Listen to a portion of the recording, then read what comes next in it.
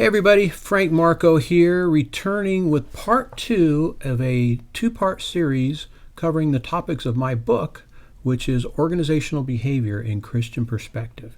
Now, if you haven't watched part 1, go back and do that because that sort of sets the table for this part. In this video, I'm going to cover the last few chapters covering the topics of organizational leadership and culture.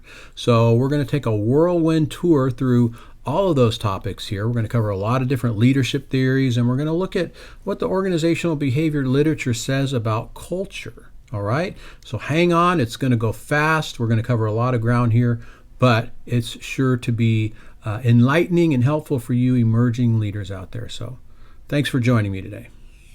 One of the first things we want to say about leadership before we get into the specific theories is sort of generally speaking, what is leadership? Sometimes people think leadership is a formal position, right?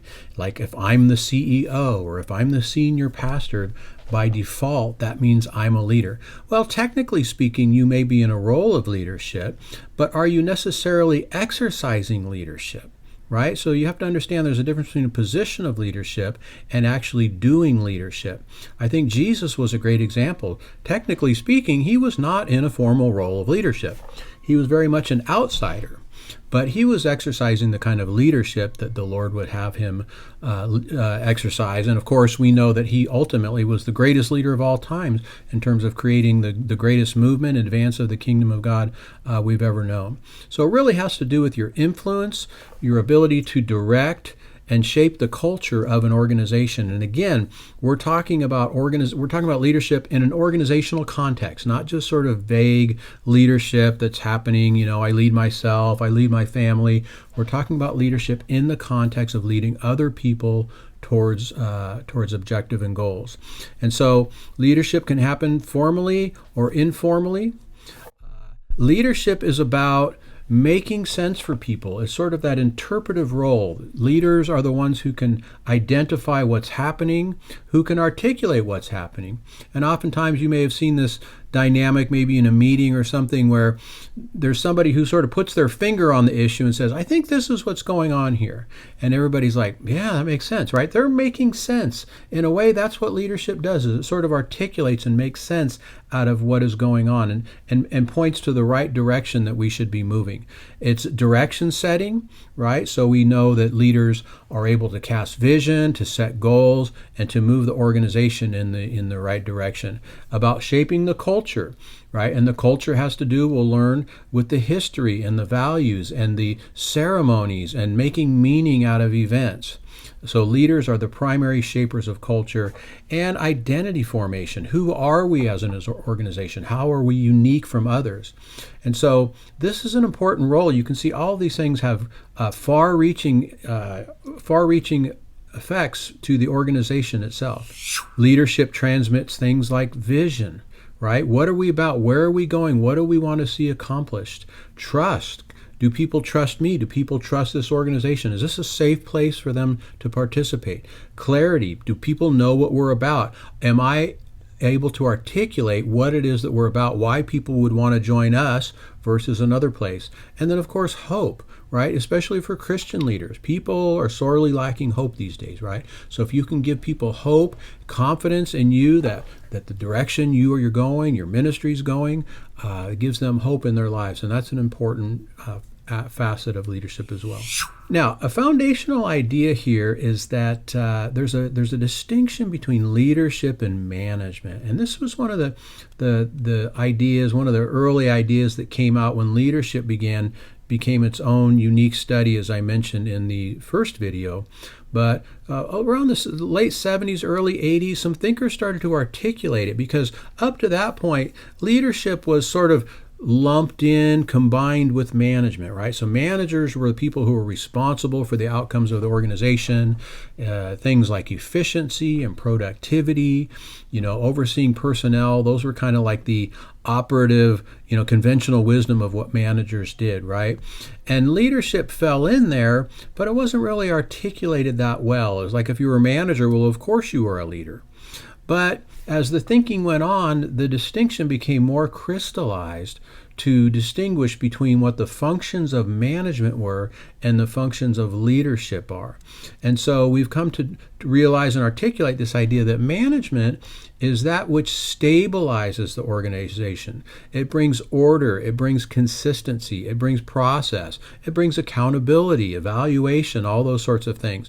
Leadership, on the other hand, is that which brings energy and creativity and movement towards the future, right? Motivation and inspiration. So you can see how those are kind of distinct things. Now, it has to be said that, both of these things reside in a single person, and few people have the luxury to only manage or only lead. If you're a manager, you're going to be leading, and if you're a leader, you're going to be managing, in the sense that you are responsible for the outcomes, the productivity, if you will, of the organization. So we can't really separate those in terms of a person who executes them, but in terms of thinking about the functions, how they're different, it's important to do that, because sometimes you can confuse those two, right? You can say, well, I created the org chart and I got people to show up on time. Yeah, but were you leading them? Were you inspiring them? Were you giving them vision and hope? And were you creating meaning for people, right? Some of those things we said leadership is about. So it's important to make that distinction. Let me even make it more clear, distinct, the difference between leadership and management. Leadership is about innovating creative new things, right? While management is about administering that predictability, that reliability. Leadership is about developing people, developing new ideas, new products, so to speak. Management is about maintaining, right? So maintaining what is existing so that the organization doesn't fall off the rails. Leadership is about inspiring, getting people inspired about your leadership, and not only that, about the organization and where it's going, whether it's a church or a nonprofit. Part of your role is to inspire people and give them hope and encouragement about why they want to participate with your organization. Management is about controlling, making sure things are done right? Sort of that stewardship aspect of management. Leadership is about taking a long-term view, right? So what is the organization going to be like in 5, 10, 20 years? They think about legacy. They think about what it's going to be like once they are gone. As opposed to management is thinking more of a short-term view. So more, a month, 6 months, a year. So management time frame is generally a lot shorter. Leadership is looking at the big picture, the end goal for the organization. Leadership asks what and why. Management asks how and when, right? So Warren Bennis had a good distinction here. He said managers do things right, but leaders do the right things. You get that? Managers do things right, but leaders do the right thing. So in other words, leadership is about knowing which direction to go into and why you're going into it. And management asks, are we doing things correctly? Are we doing them properly? Leadership is about originating, starting new things.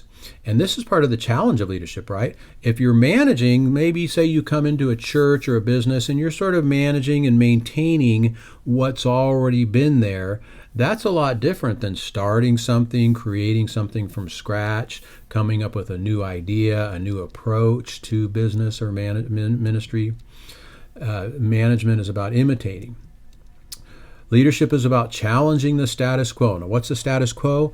That is the Latin term for same old, right? So leaders challenge the status quo. So again, Jesus came along and he challenged what people thought true religion was like. He challenged what people thought the law was about, or the end goal of the law, or the nature of God himself. Management is about accepting the status quo. And I would even say this, management is about establishing what the status quo is, right? So let's just say you have a new program or something, right? And the leadership might come up with that. They say, this is new, this is different, this is innovative, this is challenging what we've been doing before. Management says, okay, those are great ideas. How do we actually implement those things? How do we make it so that people know what that vision is, so that it's solid and it's predictable and it's reliable? And again, the bigger the organization gets, the more the functions of management become necessary. So following up on that, I know I changed slides here, but following up on that, you could say that In our modern sense, we say leadership. It's all about leadership now, right? But in a well-run organization, whether it's a church or a business, management is also vitally important. So you can't have one without the other. You can't have a room full of inspired, innovative, creative, challenging the status quo people and ideas, and not have those kinds of ideas and people who will implement them and make them come to life. You've probably been in the kinds of meetings where there's all kinds of vision and creativity and energy, but then there's nobody there to actually implement them and make sure those things happen. So both of those things are vitally necessary. They're kind of two sides of the coin, so to speak. And again, it's necessary to have both of those perspectives, because if you have great vision and ideas and you're inspiring it, you can't execute them. What does it matter?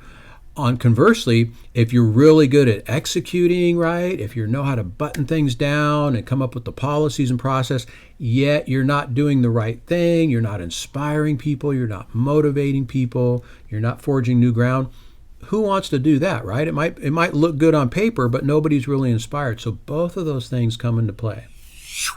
All right. Now, as you get into the meat of chapter 8, I cover what's called the foundations of leadership. And these are the traditional approaches. These are the approaches that sort of came out of the original leadership literature from the 40s and 50s and 60s, 70s, even the 80s, right? So, the initial thinking from the early organizational behavior management leadership era. These were some of the things that people originally thought was important about leadership. And to a large degree, they're still with us. But this is sort of how the evolution of thinking about leadership started. So if you sort of think about leadership thinking starting in, let's just say in the 40s, right, with guys like Kurt Lewin, and then later on with Maslow in the 50s and 60s and sort of organizational psychology. And then it transitioned into the 80s and 90s and then kind of into the 21st century. So we'll get on that into the next chapter. But these are some of the earlier foundational kinds of ideas. They're still with us. They're not researched as much as they used to be. There's not as much ink given to them in the leadership journals anymore. But they're still foundational and they're still important. And a lot of us, we still bank on a lot of these things. So I can't go into depth in this video and all these things. That's what the chapters are about. But I'm just going to sort of introduce them and maybe help you see the transition, sort of the arc, if you will, of evolution of thinking of leadership. So one of the first theories that came along were what were called the trait theories, or the great man theories. And this is sort of the idea that it's about who the leader is. The qualities, the personality traits, the capabilities, the skills of a leader. And those were the important things about leadership, right? And originally they were called great man theories because it was believed that leaders were set apart, that they were different, and there were certain characteristics that set them apart from non-leaders. And it was called great man theory. Sorry, ladies, this was back before women were involved in leadership in a public way. And so they studied the great leaders of the past. Abraham Lincoln and Martin Luther King Jr. and Teddy Roosevelt and anybody, Napoleon Bonaparte. And they tried to look at them all and to see what distinguished them from non-leaders. And they looked at them and they said, well, maybe it has to do with their intellect, or maybe it has to do with their how tall they were, or it had to do with the birth order, right? Were they born first or last? And it kind of came down to this idea that you couldn't really distinguish any of those characteristics between leaders and non-leaders. Some great leaders were tall, some were short. Some were born first, some were last. Some were very intelligent, some weren't as intelligent. So the trait theory thing kind of came to a dead end in terms of thinking that was the distinguishing factor. Now, having said that, I think trait theory is still alive and well in the sense that there are certain traits, characteristics of a person that lend themselves to effective leadership. So things like conscientiousness, right? Social ability. Do they get along with people? Creativity. And so there's a lot of things, and you'll read about these in the book, that do lend themselves to to effective leadership. Now, some of these come more naturally to some of us, right? Some people are more intelligent than others. Some people are more creative or sociable than others. So it's not simply about having those things, right? Some of these things you can develop, and you can grow in some of those things. In your personality, you can overcome some of your shortcomings. Let's just say you're an introvert, right? Well, sociability is important to leadership, but that doesn't mean you have to be the life of the party. In fact, there's some good literature on the power of introverts, right? Susan Cain wrote a good book, The Power of Leading Quietly. So that was the first approach. Now, the next approach, so once they kind of came to the end of that, I said, well, if we can't establish definitively like who the leaders are in terms of their personality characteristics, maybe it's about what leaders do, so their behavior. So it's not about who they are, but what they do. And so there was a couple seminal studies, Ohio State studies, the Michigan State studies back in the 60s. And these, they did a lot of research on this, and they followed around managers, and they followed them around for days, and they, with their clipboards back in the day, with the white coats and the clipboards, and they followed them around, and they categorized all the things they did. And out of all the things they did all day, guess what? It came down to 2 types of behaviors. Doesn't that make it easy for us leadership students? 2 types of behavior, and these behaviors are task-oriented behaviors and relationship-oriented behaviors. So leaders are involved in getting tasks done. So this is kind of more of that managerial side, right? So planning, budgeting, evaluating, implementing, those sorts of things. They made sure that you got done what you were supposed to get done. But then also the people side, like, so being concerned for people was also called consideration. Am I considerate? Am I concerned about my people, their well-being, their welfare? And so these 2 parts are still with us, right? This carries on today. This carries on to a lot of thinking about what it is that leaders do. I'm responsible to get the job done, and I'm also responsible for making sure that people are involved, that they are motivated, that they're engaged, and everything else along with the mission. Then that led into situational theories, right? Because the situational theory said, well, if it's about task, how do I know when to focus on those things? And so the situational theories came along to give us some more thinking about when to shift our focus to be more task-oriented, to be more people-oriented. You're going to read about that. It's very interesting, very practical approach to leadership. Then you get into leader-member exchange, and this is interesting now. Originally, this one was called vertical dyad linkage theory. It's kind of wonky, right? Then they changed it to leader-member exchange, or LMX, which I think is a really cool acronym, right? LMX.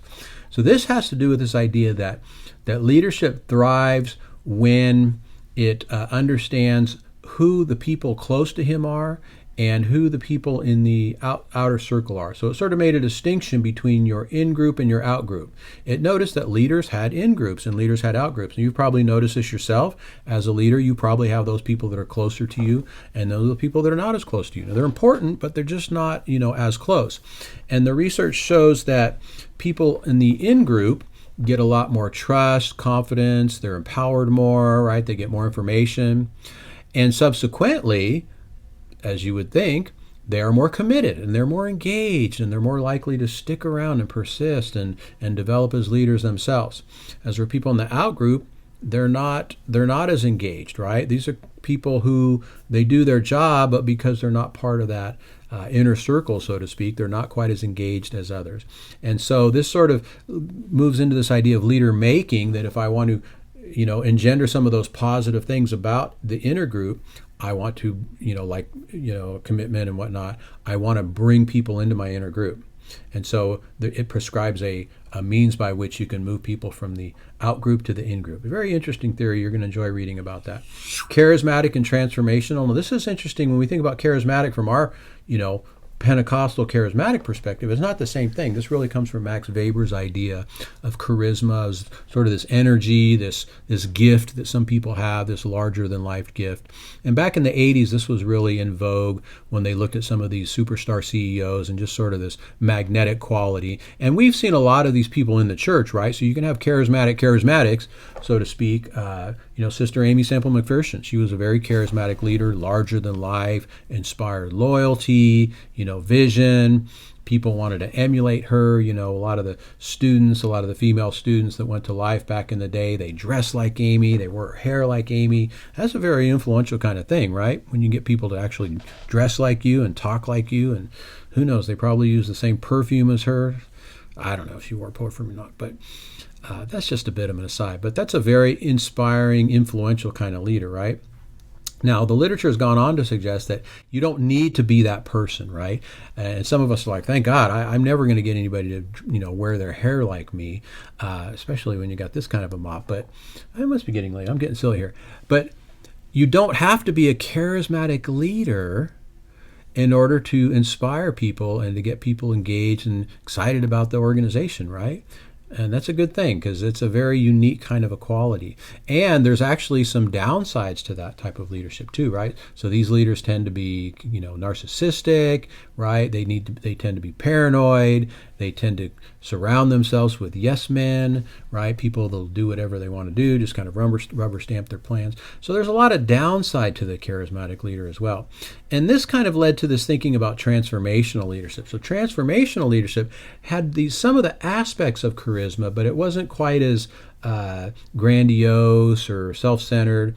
It was this idea that we can inspire people and inform people. So there's some great models there. The 4I model you read about. The Leadership Challenge is a classic book, which is kind of a form of transformational leadership. And then the psychodynamic and spiritual approaches. Psychodynamic sort of gets into the hidden underground, hidden theater, the nature of the relationships between leaders and followers, which isn't always above ground. So, for example, this idea that when we look at the leaders, we're sort of looking at a father figure. We're sort of looking at somebody who has a sway over us because we're sort of defaulting to them in this sort of parent-child relationship. Or it looks at some other sort of hidden motives and hidden needs and aspirations of leaders. So there's lots of interesting things to look at with sort of the psychodynamic approach, what's going on under the surface. And then spiritual. Now, as Christians, we've been looking at a spiritual approach to leadership for centuries now, right? But it's really recently become more in vogue in terms of a theory, in terms of an empirical way to think about leadership. Spiritual leadership has to do with really reaching people's aspirations and some of their deep needs and giving them hope and meaning, right? So you see this sort of in contemporary culture now where, organizations, they're not just about selling you a product, but it's about fulfilling some of your own needs as a human being, right? Very interesting approach to leadership. Now, then we get into the emerging theories. I'm going to go a little quicker here because I got to spend some time on culture, but things like servant leadership. And again, this is something we see in Scripture, but it wasn't until Greenleaf wrote his book, and then guys like Larry Spears started to really articulate and define what servant leadership could look like to operationalize it, right? So we know in Scripture, Jesus washed feet, right? And he said, take the position of a servant. But what does that mean in contemporary sense of being a leader, as a pastor or a manager, right? Does that mean that I wash people's feet and that means I'm a servant? Or does it mean I pick up trash? So what exactly does it mean to be a servant leader? Well, look at Spears' model. He has 10 aspects of servant leadership. And he begins to operationalize servant leadership. And that's an important term as a doctoral student you should hold on to, operationalize. It means taking something that's a little abstract and conceptual and kind of giving it some tangible, specific behaviors, things that we can look at and practice. So how do we practice servant leadership? That's what you'll get into in that chapter. Culture and inclusion. So cross-cultural leadership is important, especially as the world changed in the 80s and 90s, and especially today, right? It's a small world, right? Walt Disney said it was a small world back in the 50s, and today it's a small world. We're very interconnected global work. And so as leaders began to go cross-cultural, missionaries understood this for a long time, but as leaders went cross-cultural, they realized that what was effective leadership in one culture was not necessarily effective leadership in another culture. And so if you work in a very diverse, multicultural kind of environment, you need to understand some of these ideas of cross-cultural leadership that's inclusive, that understands people from different cultural perspectives. Authentic leadership has to do with leaders bringing them whole selves, their story, understanding their stories, being self-aware, being motivated by something that's important to them. I really like this. I mean, from a Christian perspective, those of us who are motivated by the gospel, man, being in touch with our story and how God's called us and led us, we want to be authentic leaders. I think this is a good one here. Adaptive leadership. This has to do with change. And we know that our world is changing. It seems like every 5 minutes, like something's different, right? But the speed of change is increasing. And so as organizational leaders, we need to be able to adapt, not just personally, but to have our organizations in this position where we can adapt to changes. And I think COVID was a great example of this, right? All of a sudden, it was status quo, and then boom, early 2000, like we were all locked down. Churches couldn't hold services in a lot of places. And so we had to adapt. This was a new reality. So how do we minister to people in an environment where we can't show up on a Sunday morning like we usually do? So there's lots of examples of that where you need to think in a way that's adapting to new realities on the ground. And then the last one here is followership, right? So what does it mean to be a good follower? A lot of this work is focused on ethical followership, right? So followers who bring accountability to the organization, to the senior leadership. So this is an interesting study as well. You're going to like that. I also touch on the topic of leadership development. So you can understand all those theories, right? That's great. But how do I actually develop and grow as a leader myself? How do I accomplish some of those things? How do I become more adaptive? How do I become better at cross-cultural leadership? Or how do I, become a better situational, right? So those are all great ideas. Leadership development is this idea that we need to be intentional about developing as a leader. Now, you're going to grow as a leader no matter what, but by understanding the processes of leadership development, you're actually going to accelerate your leadership growth paths. And so leadership development can be defined as expanding the capacity of people and groups to engage effectively in leadership roles and processes, and learning how to find your way out of problems that could not have been predicted. So not just managing, right? You can get an MBA and go to management school, but leadership, right? It's a whole different thing. So how do I learn to grow in some of these aspects of leadership? Now, it's good to make a distinction between professional and transferable skills. So, for example, as a pastor, some of your professional leadership skills, things you want to grow in, are things like your ability to preach, right? To counsel, to do the things that you would do ordinarily in the day-to-day of a church. As were transferable skills, work in a variety of contexts, right? So if I want to be a good leader, let's just say in a business, I don't necessarily need to be able to preach. Now, I need to be able to communicate, right? So communication might be a transferable skill. So that's an important distinction. So when we talk about leadership development, we're talking about those larger types of leadership skills, not necessarily the specific professional skills that would develop in a particular area. This takes intentionality and involves things like having mentors, getting feedback, having stretch assignments, right? All those sorts of things. So you'll read about that in that chapter as well. Now, I want to spend the last few moments here talking about organizational culture. And again, we talk a lot about culture in the church. We talk about having healthy cultures and good cultures, and it's definitely got into our vernacular, right? The field of OB, I think, will open up your eyes to kind of different ways of thinking about organizational culture that are interesting and important. Now, Edgar Schein is one of the key thinkers here, and he talked about sort of the visible and the invisible culture. So one way to visualize the complexity and levels of culture is through the proverbial iceberg. So we can say that there's the observable, visible culture, like the things that we see, like the symbols and the ceremonies and the stories and the slogans and the behavior and dress and physical setting, right? So when you walk into a church, for example, you might notice that, you've got a bunch of chairs and they're all facing forward, and you've got a pulpit here and it's facing this way, right? What does that tell you right away? Well, it tells you we value the Word of God. It tells you that there's going to be somebody here who's got something important to share. But you could think about that in a different way, right? You could think about maybe a circle. Maybe the leader stands in the middle. Maybe there's not one single leader, right? So these are the observable phenomena, but it talks about some of the deeper things under the surface, like the assumptions and the values and the beliefs and the attitudes, right? So these are the hidden things of culture. So as leaders, you need to become a student of your culture and not just tweak the things above. And I think this is kind of the shortcut that we like to take. Oh, well, we'll come up with a new brand. We'll come up with a new slogan. We'll post our values on the wall, right? Well, that's an approach to culture change, but really it has to do with some of these deeper underlying values and assumptions. And let me add this. Culture is built up over time. So your history informs your culture. And guess what? You can't go back and change that, can you? So you might think, oh, well, I'm the new pastor, and I'm going to take this church and we're going to change the culture, right? Well, you can do that, but it's going to take time.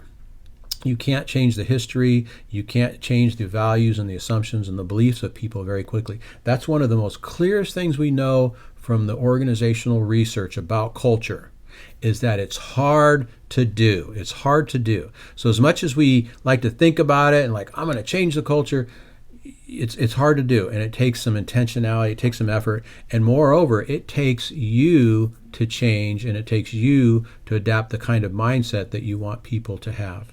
Getting back to your role, right? So how do leaders shape culture? Well, your behavior shapes the culture more than your words. And this is challenging, right? We love to give sermons. We love to give pep talks. We look at movies and we see these inspiring leaders, challenging people, and they go out there and they do great things.